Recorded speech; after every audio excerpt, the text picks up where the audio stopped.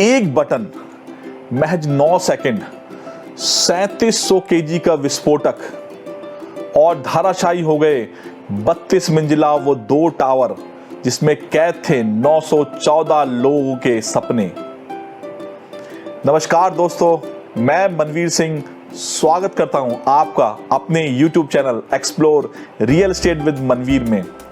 दोस्तों, आज हम बात करने जा रहे हैं सुपरटेक एमराल्ड कोर्ट के उन 2 टावरों का जिनके साथ में हजारों लोगों के सपने चकनाचूर हो गए। आज जो हुआ वो हिंदुस्तान में पहले कभी नहीं हुआ और ये जमींदोज टावर बहुत सारे अनबुझ सवालों को अपने पीछे छोड़ गए। उन सवालों पे हम लोग चर्चा करेंगे, पर उससे पहले ये वीडियो देखिए।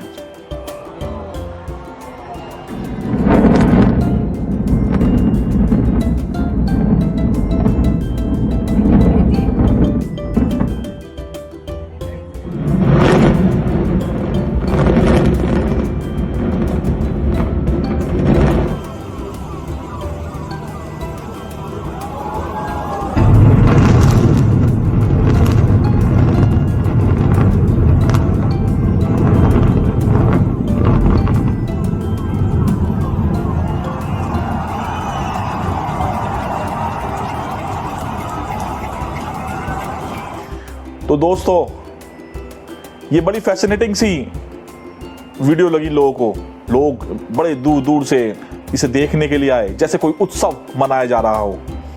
ऐसा कभी हुआ नहीं था। मैं समझ सकता हूं कि लोगों की उत्सुकता होती है जो कभी हुआ नहीं उसे देखने की, कि भाई वो टावर गिरेंगे, कैसे बगल में जो फ्लैट है उन्हें बचाया जा सकेगा।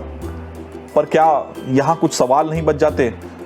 मुझे ऐसा नहीं लगा जैसे कोई टावर गिरे, मुझे ऐसा लगा जैसे आम आदमी का विश्वास चकनाचूर हो गया उस अथॉरिटी पे और उन बिल्डरों के ऊपर जो वो अपनी पूरी जिंदगी कमाई लगाते हैं। ऐसे बहुत सारे सवालों की लड़ी मेरे मन के अंदर बनती चली गई, पर यहां 2 बड़े महत्वपूर्ण सवाल हैं जिनके बारे में आज मैं आपसे डिस्कस करने जा रहा हूं। आप सोचिएगा उन सवालों के बारे में और जवाब कमेंट्स में डालिएगा। हो सकता है आज का वीडियो ऐसी वीडियो की श्रृंखलाओं को जन्म दे दे।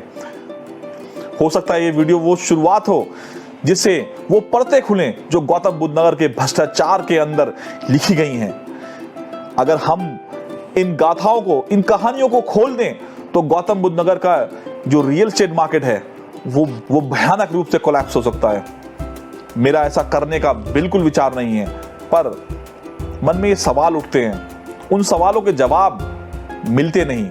तो मैंने सोचा क्यों ना इस माध्यम से आपके बीच में, शायद आप लोगों में किसी के पास में इन सवालों का जवाब हो, सर आप इन सवालों की व्याख्या ज्यादा अच्छे से कर सकते हो, शायद उनके जवाबों को आप अच्छे से दे सकते हो।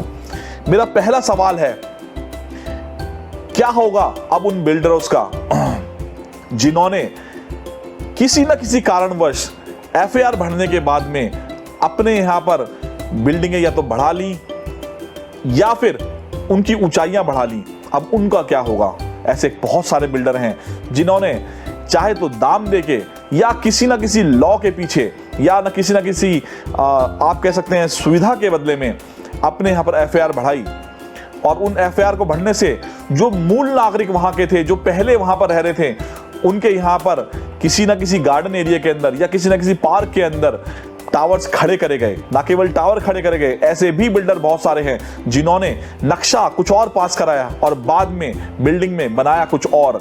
कुछों ने मंजिलें बढ़ा दी, कुछ ने पार्क में टावर खड़े कर दिए, और आप सब जानते हैं ऐसी बहुत सारी सोसाइटियां बनी हुई हैं जहां पर किसी गोल्फ कोर्स के नाम पर या क्रिकेट स्टेडियम के नाम पर या ऐसे बहुत सारे वादों के नाम पर वहां पर लोगों ने फ्लैट खरीदे हैं। 3 सेक्टर तो हमारे यहाँ पर ही फंसे पड़े हैं, 75 सेक्टर कोई इसके पीछे नहीं है। स्पोर्ट्स सेक्टर के नाम पे 75, 79 सेक्टर और 150 सेक्टर ऑलरेडी फंसा हुआ है। तो अब इनका क्या होगा? सवाल ये है, क्या इन पे कार्रवाई होंगी? क्या और ऐसे बिल्डरों की डिमोलिशन शुरू हो जाएंगे? क्या ये सुप्रीम कोर्ट ने उदाहरण दिया ऐसा? क्या इस उदाहरण को फॉलो किया जाएगा आगे और भी ऐसे डेमोलिशन अब भविष्य में हम देखने को मिलेगा? नहीं पता, पर भविष्य के गर्भ में ये सवाल सारे छुपे हुए हैं।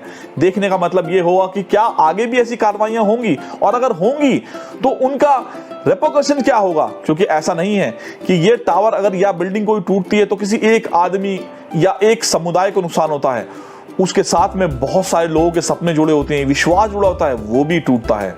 मेरा दूसरा बेहद महत्वपूर्ण सवाल है, अगर मैं नोएडा अथॉरिटी के अंदर रहता हुआ अपने फ्लैट या अपनी कोठी या अपनी दुकान या इंडस्ट्री के अंदर कोई एक दीवार लगा दूं या कोई एक फ्लोर बढ़ा दूं, तो तुरंत अथॉरिटी कार्रवाई करने आ जाती है, तुरंत अथॉरिटी नोटिस दे देती है। ना केवल हमें उसका हर्जाना पे करना पड़ता है, उसे तोड़ के हटाना भी पड़ता है, या अथॉरिटी खुद तोड़ने आ जाती है। इनफैक्ट जिस सोसाइटी में मैं रहता हूं, वहां पर तो गार्डन एरिया को सपोर्ट करने के लिए जो लोहे की बैरिकेडिंग लगी हुई थी, वो भी अथॉरिटी ने आके तोड़ दी थी। तो मुझे ये समझ में बिल्कुल नहीं आता कि कैसे ये 32 टावर खड़े हो गए, ऐसा हो कैसे गया, अथॉरिटी को दिखा क्यों नहीं? और अगर अथॉरिटी को दिखा और उसने कानून के अंदर कुछ चेंज करे, तो क्या अब उन पे कार्रवाई करी जाएगी?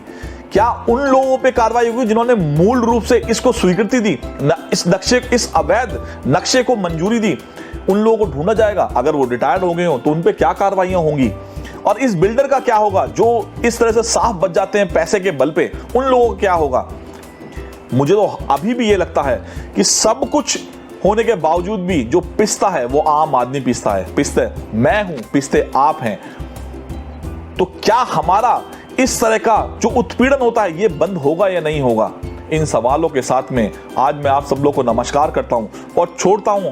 ये सवाल सारे आपके पास में, सवाल तो बहुत सारे होंगे, पर ये मुझे उन सारे सवालों में सबसे ज्यादा महत्वपूर्ण लगे, तो मैंने कहा क्यों ना आपसे पूछा जाए। अगर कुछ समझ में आए तो कृपया कमेंट करके मुझे जवाब जरूर दीजिएगा, नहीं तो हम फिर अगली बार कुछ और सवालों के साथ में आपके पास में आएंगे। आप सब लोगों का बहुत बहुत शुक्रिया इस वीडियो में बना रहने के लिए। धन्यवाद।